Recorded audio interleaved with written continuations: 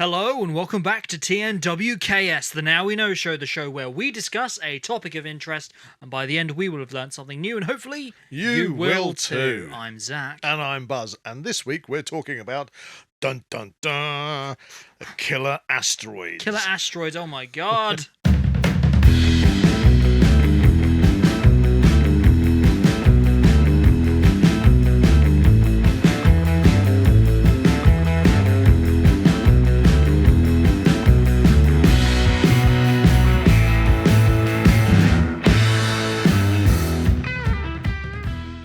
Yes, killer asteroids. Killer asteroids, now, you say? Particularly, there is an asteroid. I don't want to overcook this and make it sound like doom and disaster. Oh no, we're doomed!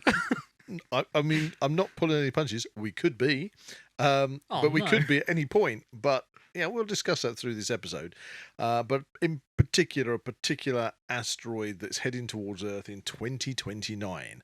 Ooh. And also, before we talk about that particular asteroid, talking about a interaction that we personally experienced, yes, with an asteroid that came past the Earth just a couple of weeks ago. So that you caught on film. That's right.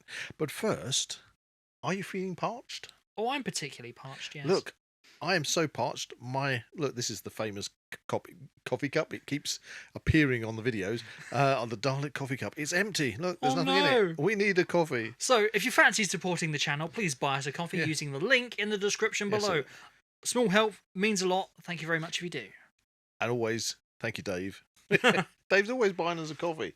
You know, help Dave. Love Dave. Help Dave. Exactly. He's supporting us all by himself. Exactly. However, before we get into the meat and potatoes, perhaps we should actually explain why we weren't here last week. Yes, we missed a week, didn't we? Yes, I know. Sorry, fans. Our loving fans, like, where's the Now We Know show? We don't know. Yeah, we disappeared for a week. We actually had the opportunity to take a break, and everybody has the opportunity to have a holiday once in a while, and so we did. We shot off down. It was a productive holiday. Yes. We went researching for a few things for the Cryptid Adventurers, so stay tuned for that. I'll let you know about the hauntings of things. So, no spoilers. Before we get onto asteroids, perhaps it's time for Weird and Wonderful, where we take a look at a weird and wonderful story from around the globe. I'm looking forward to this one. I missed last week, so I need a new one. This is quite to refresh. This is quite funny. Okay? Yeah, go on, hit me with it. So, a Chinese zoo. Okay. Shanwei Zoo. Shanwei Zoo. Shanwei. In China. Hopefully I'm pronouncing that right. Okay. Has been caught out. Oh. For displaying an exhibit. Oh, yes. For pandas. Okay, so they got a panda. I mean, yeah, that's pretty normal for a Chinese zoo. Most pandas come from China. However, these are not pandas come from China. Traditional pandas. Tell me more. So, the big shocking revelation was the fact that they were in fact dogs. Painted as pandas. Dogs painted as pandas being displayed in a zoo. I must admit, I've got to say, you did show me the video before we came into the studio. It's not great. And it's not great. I don't know what breed they are, but it's like a really fluffy dog. It's a really fluffy dog. And they've actually painted them black and white. I can see his big panda eyes. I can see where they're going from, where they're like, they look-ish like pandas. Well, but they were walking around on all fours like a dog. A bit of sloppy, like, tongue hanging out. so what really gave the game away? When they started barking.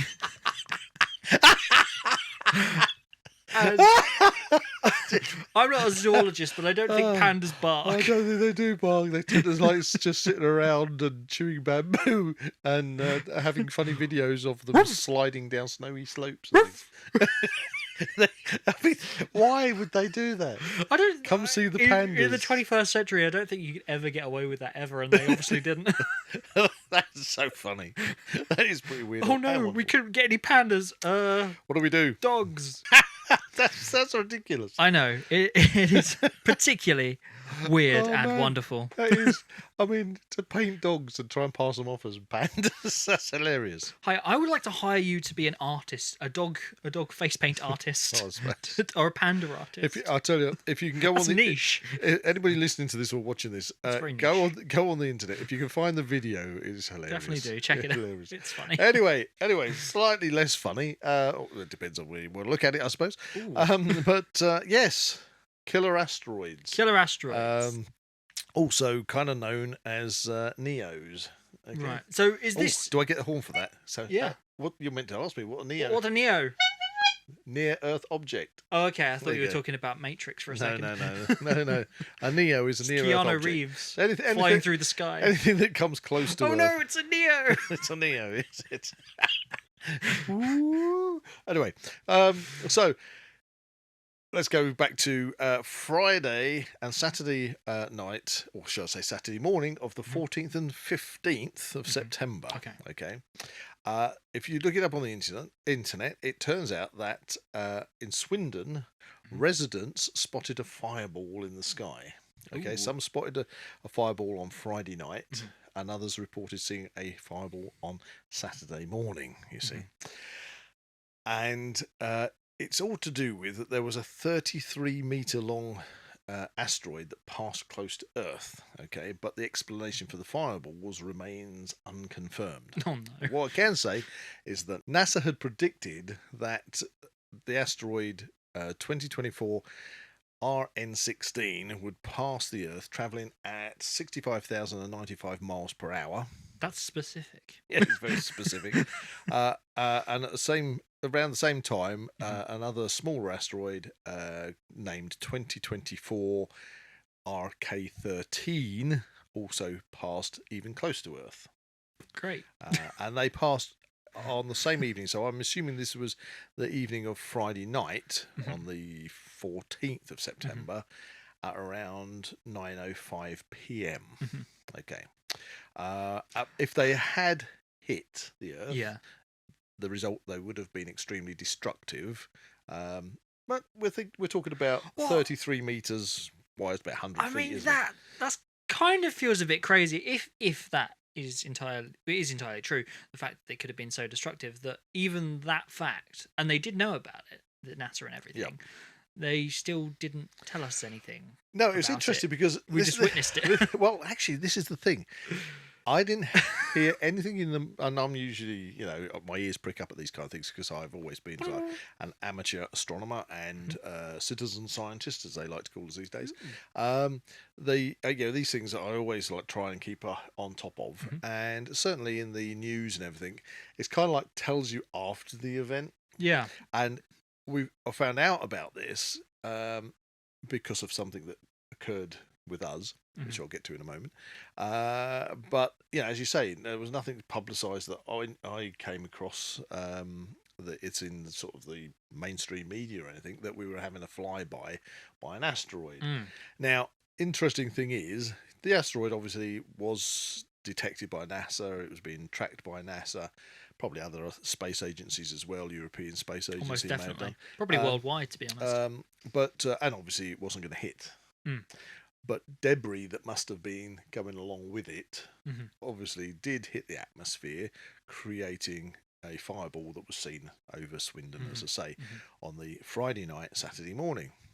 However, we've mentioned about our interaction with this particular event. Yeah. What brought this to the forefront for us was because we were on a survey. Yes. And both of us were out on a survey. A late night survey. And we were out sort of Swindon way, a place called Stoke Poges. Stoke Pogues. Yeah, Poogies. Poggies. Stoke Poges. Anyway, so we were on this survey, and it was a bat survey. And on bat surveys, we use infrared cameras and monitoring equipment and all sorts. And so we were at this particular property, and there's 3 surveyors, and we've got our survey points, so we're completely covering this property and surveying for bats. When at a particular time during the evening, and you'll see that on the video. Oh, we get to show a video. That's cool. Yeah, we're going to cut to the video. That's awesome. We're going to cut to the video because this proves that it happened. Because I'll also put that up on the YouTube channel separately as well. So what occurred is I'm sitting there monitoring the house when suddenly my eye is taken way up into the sky, and this massive, I'm telling you, a massive fireball just comes streaking down through the sky, and you hear me exclaim, "Do you see the size of that shooting star?" Because obviously everybody calls these things shooting stars, even though technically we call them meteoroids or meteorites. Anyway, I said, had this thing just go streaking across the sky, a very oblique angle comes down, and then it just erupted as it disintegrated. Yeah, I've seen the video, and it was mightily impressive. Yeah, where you see the videos, which we'll put up next, is you don't see where it starts from. It started a lot higher up. Yeah. And it goes out of the field of vision of the camera. And when it actually broke up, it just sort of like broke up into a most fantastic ball of multicolored, rainbow-colored mush in the atmosphere. But it was this is a big lump. Okay, Yeah. So at that moment, it was like, wow, did I catch that on camera? Yeah. Because I didn't know. I mean, my eye was taken to it, so I wasn't looking at the camera monitor or anything. I'm looking up at the sky and seeing it come down. And then after it occurred, witnessing the majesty of the event. It's absolutely. I mean, I have seen shooting stars before, and people go out there and they there's nothing better than watching sort of like a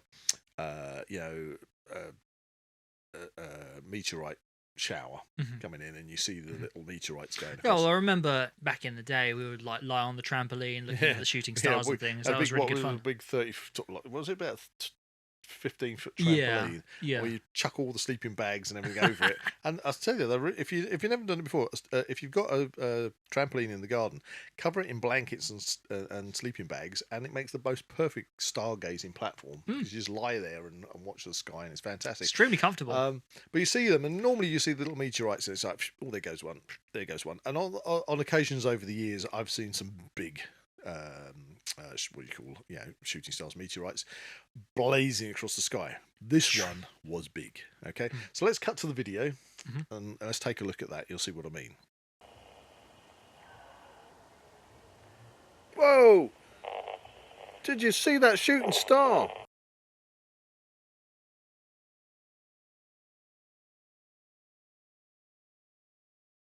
That's the video, and in there you can just see a portion of the property's roof. I think the aerial is in view. Yeah. And you've got to remember that I caught that purely by chance on an infrared camera. So I wasn't, stargazing or hoping I was going to catch something. Exactly. Just by chance. And it's just fantastic. You're in awe. I was in awe of this thing. However, it was that coming back and then doing a little bit of internet research that I found out about the residents of Swindon spotting earlier a fireball. Okay, so what this made me think of was, NASA scientists, European space agencies, whoever are monitoring these NEO objects, that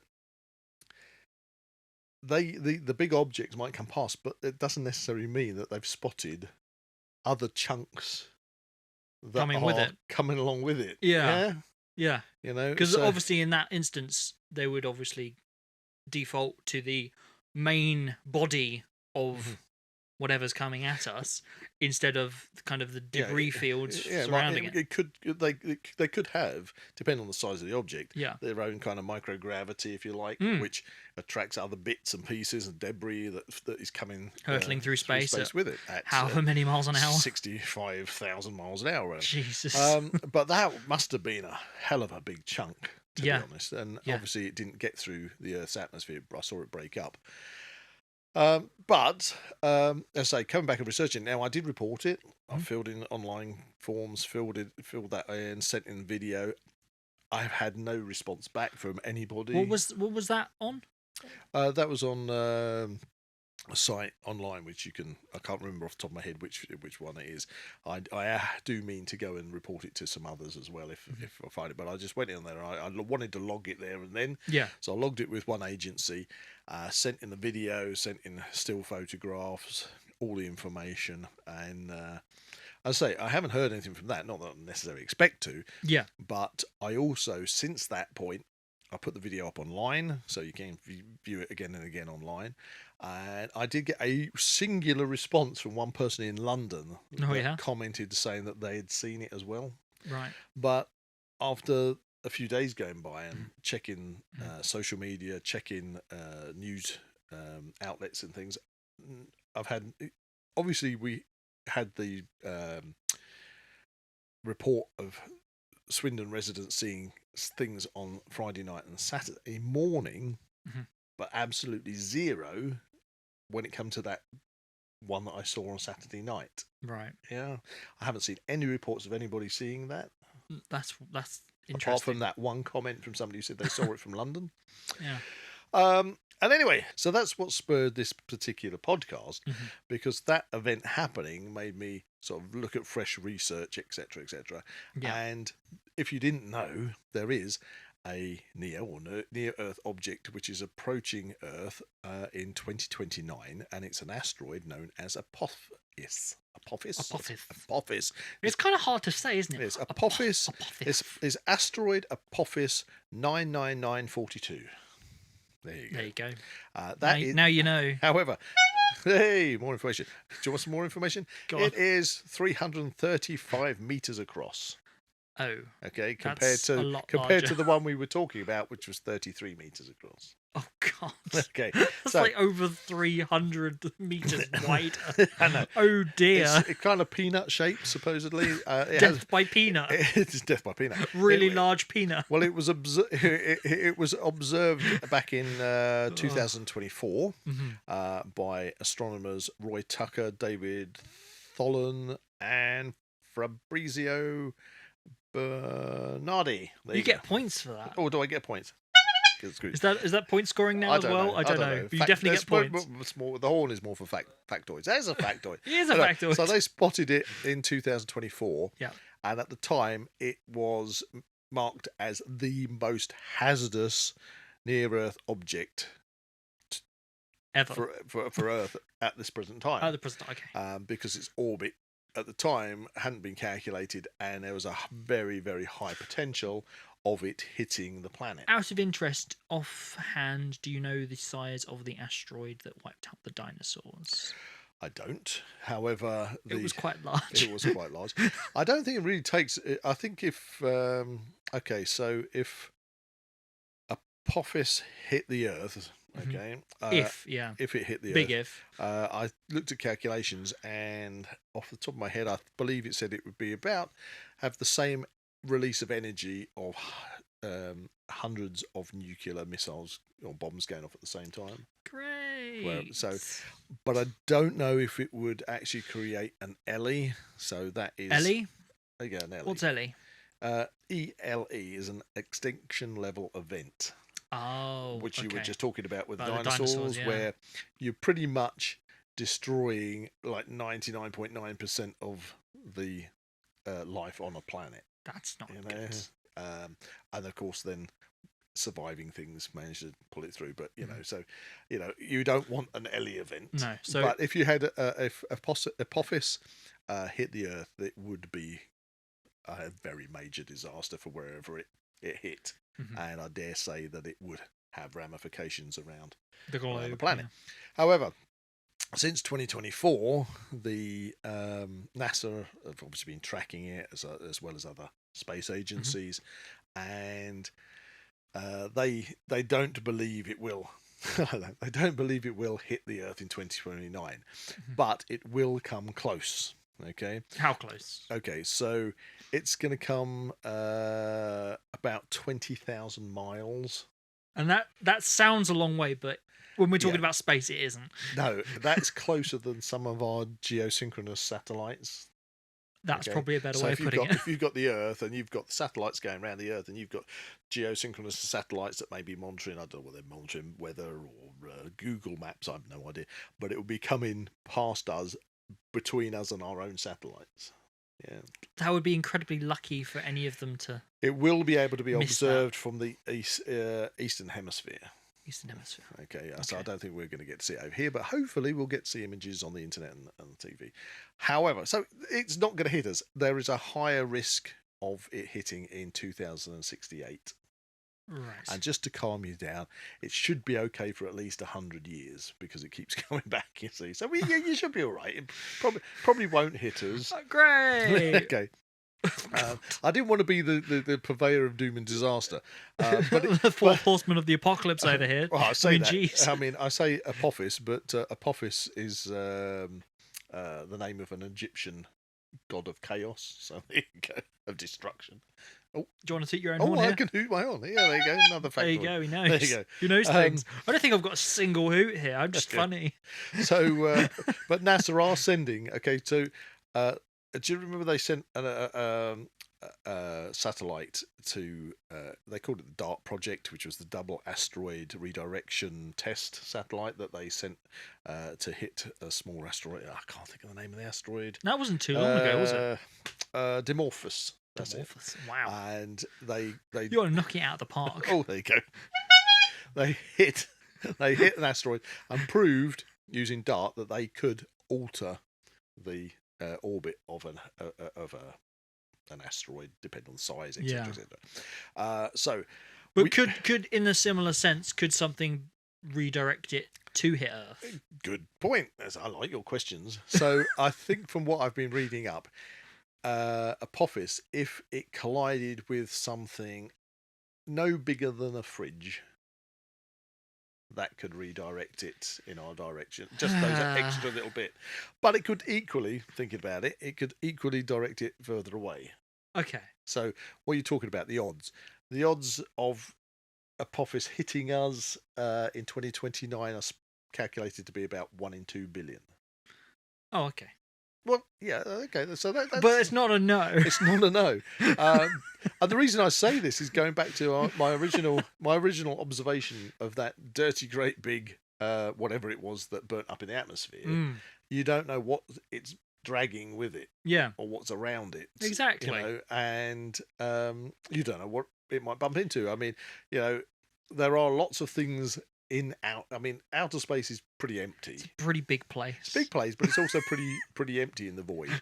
But it doesn't mean that there isn't a possibility of something altering something's course or trajectory. Yeah. You know, even coming past the Earth, when it does in 2029, there is an outside chance that, for example, our own gravitational pull could affect it, which might mean that it doesn't affect it to cause us any hassles in 2029, but it could alter it to mean that it's more likely to hit us when it comes past again.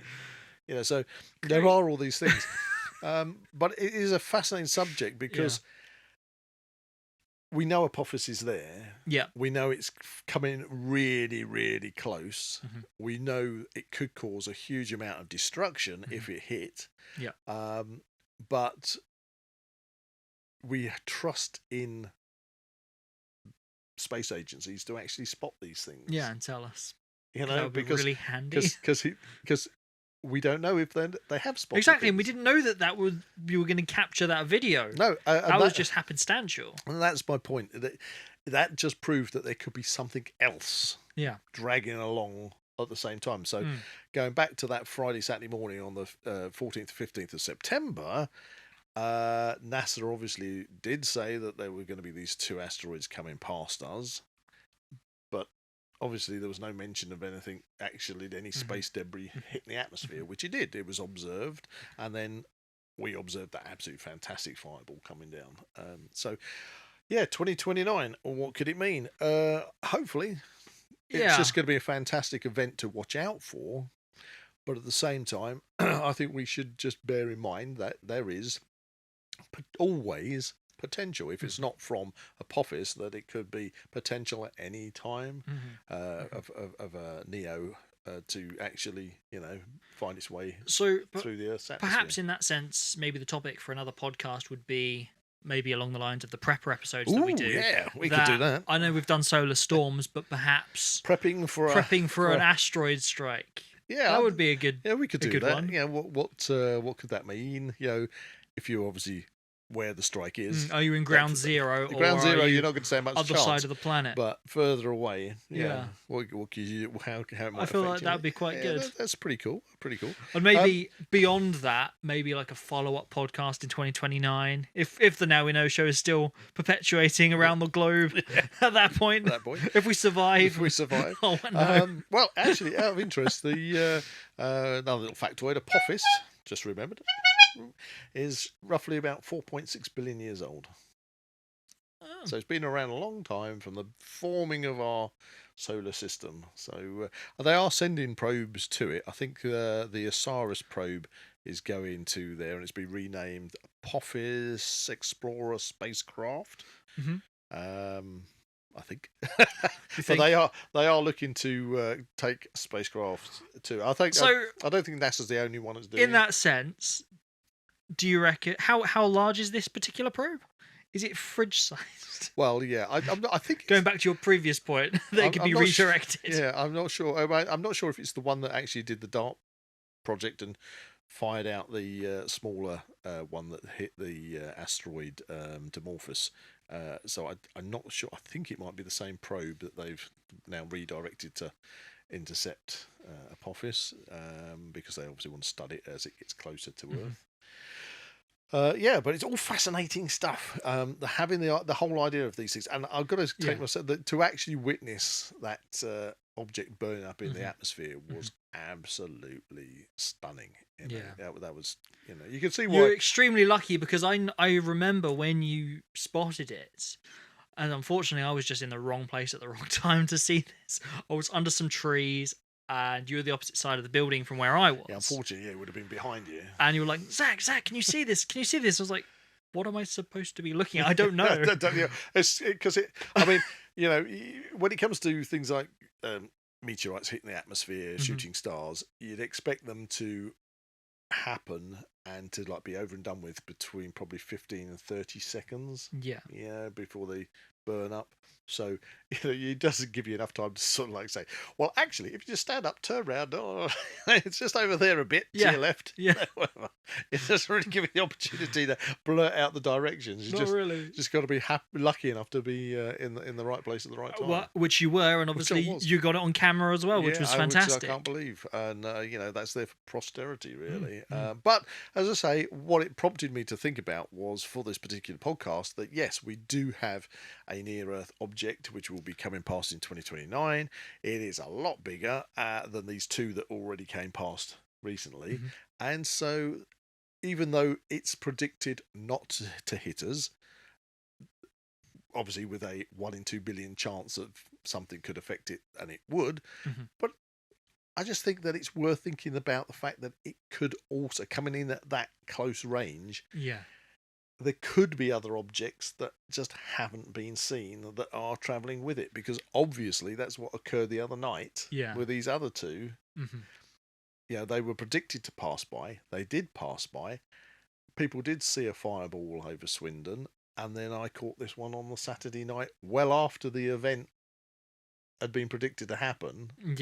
Something else burnt up in the atmosphere, and I can only assume, because of the size of it, that it was something probably to do with these two asteroids, space debris, being dragged along with them, which could equally happen with Apophis, I would imagine.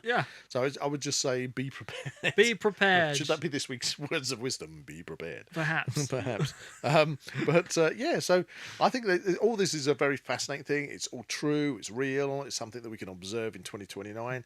When it comes to odds, who knows? I mean, if you do the Euro Millions, I think that's like 1 in 350 million chance of winning the Euro Millions. Great. But somebody does. So it's easier to win the lottery. No, but the point is, somebody does. Yeah. There you go. So let's just hope there is no fridge sort of sized object that bumps into Apophis. Damn it, Elon Musk. Well, actually, it's funny you should say that, because I was discussing this to a friend of mine prior to coming into the studio. They were saying, if this is a good discussion point, actually, I'd like to discuss this with you. because I was just like thinking about things because I get really enthusiastic about the science, and about the reality of everything, and my mind doesn't always travel down the what ifs and down the rabbit hole. Maybes, could be, possibilities. But it was presented to me, and I suppose you've got to take this into consideration.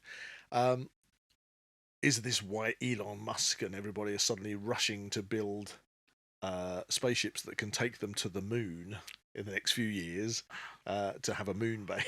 I suppose. Is it like if there actually really was a high potential of something hitting the Earth and causing major devastation, would you tell the general public?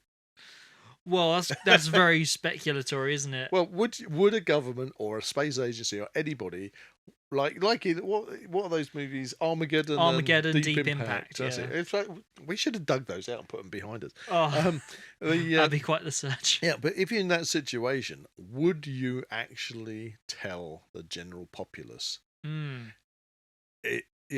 before the event? Because otherwise, people are just going to start to go, right, well, 2024. Well, we're nearly 2025, 2029. It's all going to end. Well, it's all it's collapse of society, isn't it? Probably. Yeah. I mean, surely you'd want to keep people. You'd want to tell them at the last possible moment. Yeah, because somebody would spot it. You've either got to tell them at the last possible moment, or keep it under wraps until, like in the movies, a reporter or something discovers the truth behind something. Yeah. I suppose if you knew for definite that an object, that maybe not an LE-size object, but an object that is going to collide with a planet and create such destruction in one area, but that the ripples would encompass the whole planet, that if you daren't tell the world populace, because obviously they go crazy. Most human beings, they'd all be like, renowned for doing that. The doomsday preppers would be like, and all this, the religious, the religious extremists would all be sort of like, going, yes, praise the Lord, praise whoever, down with sinners. Oh my God, welcoming this, welcome. But we're not going too deep down this hole. No. But to end this discussion, it is quite a thing. So if you don't tell anybody because you don't want to cause mass hysteria, then you are going to kind of leave it until people don't have the opportunity to make too much hassle. You could just going to say, we're going to make this announcement, and these are the sudden guidelines we've got to put in place for the situation. Well, it's happened before, like COVID and things. It's like, let's not do that. Maybe this is the next COVID. Who knows? Oh God! Roll on 2029. And if that didn't cheer you up, now for this. Yeah, I know, but it actually, that is an interesting discussion point. Would you tell anybody, and how would you prepare for it? Yeah, we're going to have to do a preppers one on this. Yeah, definitely. I think preppers one, prepping for 2029. Yeah, give it a couple of weeks. The two in the 1 in 2 billion chance. Be prepared. But no, it's fascinating, absolutely fascinating. I want to see what hopefully, as predicted, Apophis will come right past us, really close. Between us and our outermost satellites, and if there is any space debris that it's dragging around with it, that maybe we'll get a kind of Day of the Triffids type display, but not with the effects of Day of the Triffids. Hopefully not. No. That would be even worse. Yes, but there you go. I can't see the asteroid. I'm blind. No, well, there you go. If you haven't seen Day of the Triffids, you wouldn't know what we're babbling on about. But there go watch it. Go watch Day of the Triffids. So there you go. So what do you think about that then, Zach?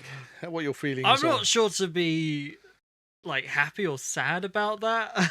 I know. I'm kind of, from the scientific perspective, I'm really quite excited that something is going to be coming past so near in the future.